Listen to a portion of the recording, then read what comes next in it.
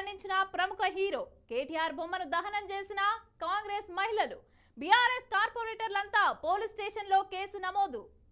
అబ్బా ఏ టీవీ వ్యక్తినా గివ్వే వార్తలబ్బా, అసలు ముచ్చటేందో మొత్తం పట్టుకొచ్చిన చూడు రోపారి.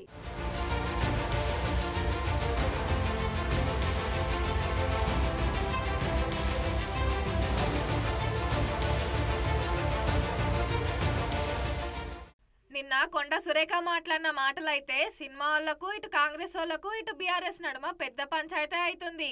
మంత్రి మాట్లాడిన మాటలైతే సినిమా వాళ్ళంతా ఖండించుకుంటూనే వస్తురు.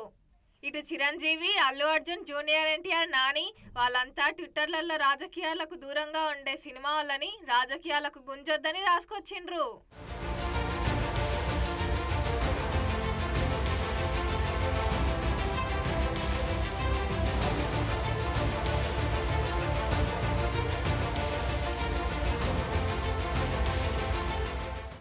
కొండా సురేఖ మీద బీఆర్ఎస్ కార్పొరేటర్లు అంతా పోయి పోలీస్ స్టేషన్ లో కేసు పెట్టిండ్రు. కేటీఆర్ గారి మీద చేసిన అనుచిత వ్యాఖ్యల మీద మేము తీవ్రంగా ఖండిస్తూ ఈ రోజు బీఆర్ఎస్ పార్టీ మహిళా కార్పొరేటర్లందరం కూడా బంజారాహిల్స్ పోలీస్ స్టేషన్ కి వచ్చి ఆవిడ మీద ఫిర్యాదు చేయడం జరిగింది. ఎందుకంటే బహిరంగంగా ఒక మంత్రివర్గంలో ఒక మంత్రి పోస్ట్ లో ఉండి ఆవిడ ఒక మహిళ అయి ఉండి సాటి మహిళల మీద ఇలాంటి వ్యాఖ్యలు చేయడాన్ని మేము తీవ్రంగా ఖండిస్తున్నాము. ఇంగిటు కాంగ్రెస్ వాళ్ళంతా గాంధీ భవన్ కాడ కేటీఆర్ డౌన్ డౌన్ అనుకుంటా కేటీఆర్ బొమ్మలను కాలుస్తున్నారు.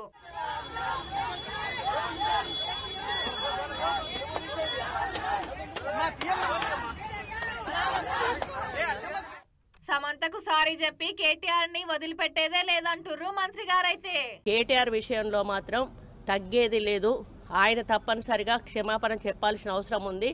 ఇంగిలొల్లి మీద కేఏపాల్ మైక్ల ముంగట్టుకొచ్చి గిట్లా మాట్లాడిండు. ఒక 72 గంటల టైం ఇస్తున్నాను కొండా సురేఖ రాజీనామా చేయడానికి, లేదా రేవంత్ రెడ్డి ఆవిడ్ని కాంగ్రెస్ పార్టీ రాహుల్ గాంధీ మహిళల పట్ల ఏమైనా గౌరవం ఉంటే ఆవిడ్ని ఇమీడియట్ గా పార్టీ నుంచి పదవి నుంచి తొలగించాలి. ఇంగిటు హన్మకొండల అక్కినేని అభిమానులంతా కొండా సురేఖ దిష్టి బొమ్మ దహనం చేసిర్రు.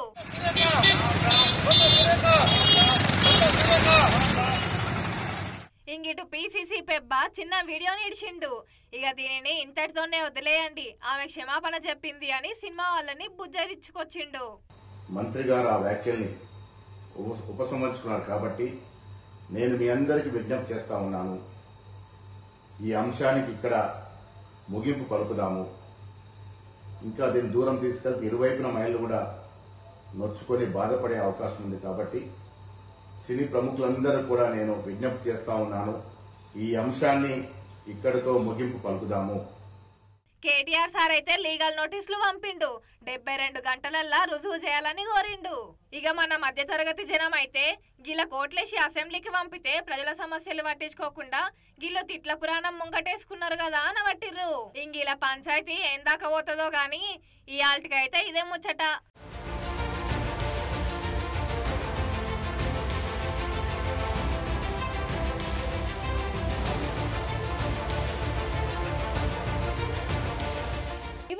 ముచ్చట్లు రేపటి బరాబర్ ముచ్చట్లలో మళ్ళా కలుద్దాం. అంతవరకు చూస్తూనే ఉండండి BRK న్యూస్ తెలుగు. రేపు మళ్ళీ